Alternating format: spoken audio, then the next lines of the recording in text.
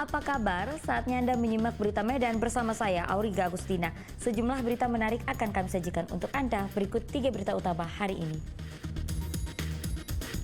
Sebuah rumah di komplek perumahan Residence Liberty Kota Medan rusak parah diduga akibat ledakan gas LPG. Video seorang petugas Dinas Perhubungan memalak pedagang martabak di Kota Medan viral. Dinas Perhubungan membantah adanya pemalakan. Berlibur ke Tapanuli Utara, mampirlah ke pemandian air panas Sipoholon yang punya bentangan alam yang indah.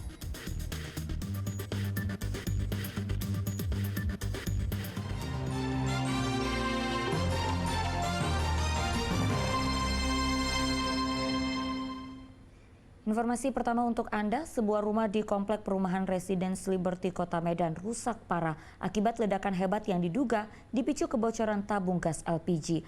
Akibat ledakan tersebut, seorang ibu pemilik rumah dan anaknya alami luka-luka dan harus dilarikan ke rumah sakit.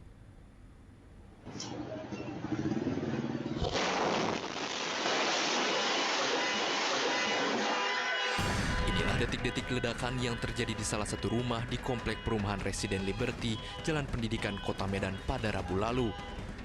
Dalam rekaman kamera pengawas, ledakan dahsyat yang disertai percikan api merusak bangunan rumah dan kendaraan. Ledakan ini diduga karena kebocoran tabung gas LPG 3 kg. Akibat peristiwa itu, seorang ibu pemilik rumah dan anaknya mengalami luka bakar. Kedua korban langsung dilarikan ke Rumah Sakit Columbia Asia Medan. Peristiwa ledakan di dalam rumah di Komplek Liberty, Bogor Darat 1, Medan Timur. Dan sementara karena kebocoran tabung gas LPG. Kejadian sekitar jam 7 pagi. Nah, untuk korban sendiri gimana, Bang? Untuk korban saat ini sudah dilarikan ke Rumah Sakit Columbia. Kebetulan korban itu sebagai pemilik rumah juga. Seorang ibu dan satu orang anaknya laki-laki. Ledakan tersebut juga membuat 2 mobil dan sebuah sepeda motor rusak berat.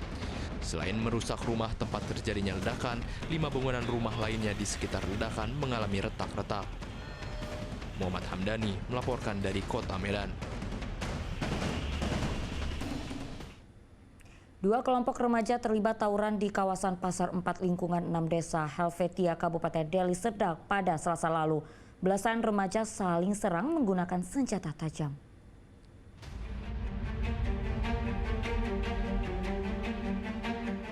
Dua kelompok remaja ini saling serang menggunakan senjata tajam di kawasan Pasar 4 lingkungan 6 desa Helvetia, Kabupaten Deli Serdang pada Selasa lalu.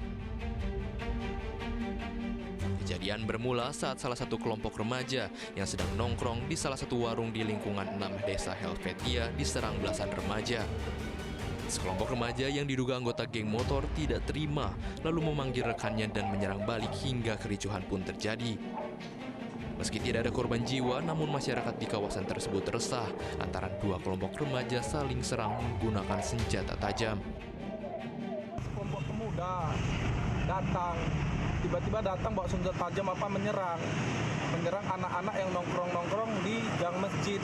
Kebetulan itu di lingkungan saya itu sekitar setengah 4 sore. Brutal mereka, brutal.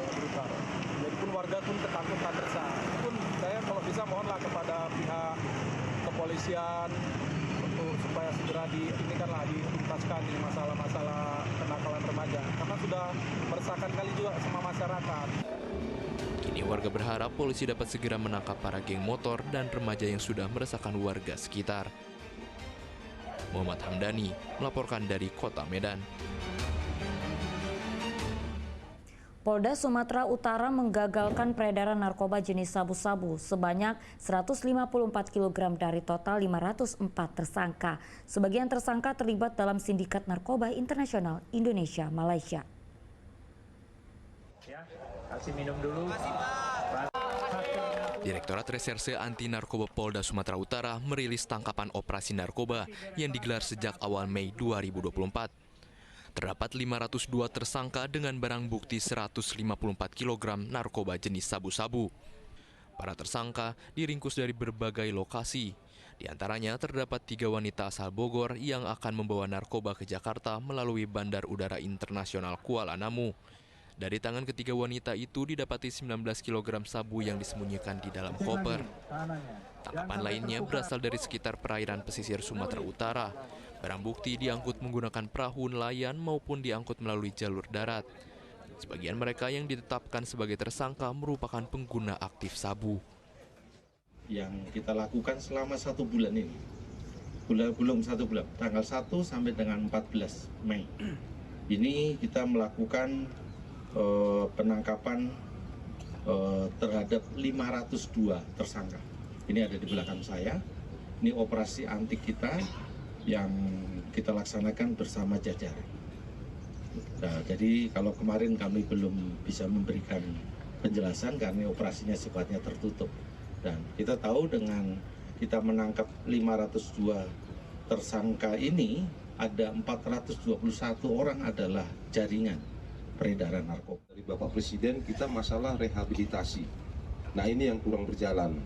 Ya kami sudah rapatkan ya, Bapak Kapolda, kami BNP sama Pangdam, sama stakeholder yang lain, khususnya pemerintah daerah, Pak Gubernur, Bupati, Wali Kota. Nanti supaya harusnya nih tahun lalu, memang kena keterbatasan anggaran, mungkin tahun ini ya Pak Kepala BNNRI juga sudah menghadap Ibu Menteri Keuangan dan Kepala Bappenas, nanti anggaran untuk rehabilitasi mudah-mudahan tahun ini akan. Polda Sumut mendesak semua pihak termasuk diantaranya para pemerintah daerah agar bekerja sama aktif dengan Badan Narkotika Daerah dalam penyelesaian perkara layanan rehabilitasi. 14 Mei. Ini Minum nanti ini, ya. Tuti Alawiyah Lubis melaporkan dari Kota Medan. Kita beralih ke informasi lainnya. Video seorang petugas Dinas Perhubungan memalak pedagang martabak di Kota Medan viral di Jagadmaya. Dinas Perhubungan Kota Medan membantah adanya pemalakan dan menempuh jalur hukum atas penyebaran video tersebut. Sementara itu pedagang martabak yang diduga dimintai martabak gratis oleh petugas Dinas Perhubungan akhirnya buka suara. Tadi minta martabak nggak dikasih, makanya Bapak keluarin surat ini.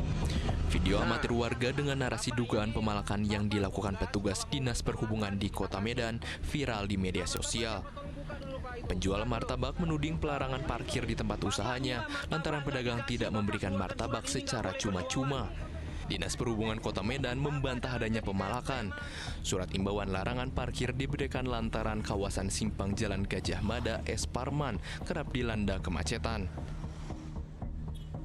Bahwa itu sama sekali tidak benar. Ya. Kronologis pertamanya, personil tersebut secara tim dan bukan perseorangan, mereka ada tim, ingin menertibkan kendaraan yang parkir di atas trotoar. Nah, termasuk penjual martabak itu yang menggunakan kendaraan di atas trotoar. Dinas Perhubungan Kota Medan telah menempuh upaya hukum dengan melaporkan penyebab dan rekaman video ke Polrestabes Medan atas dugaan pelanggaran Undang-Undang ITE dan pencemaran nama baik.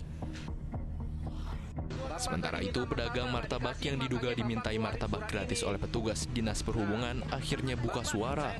Pedagang itu mengaku tidak memiliki bukti permintaan martabak secara cuma-cuma oleh petugas dalam rekaman video.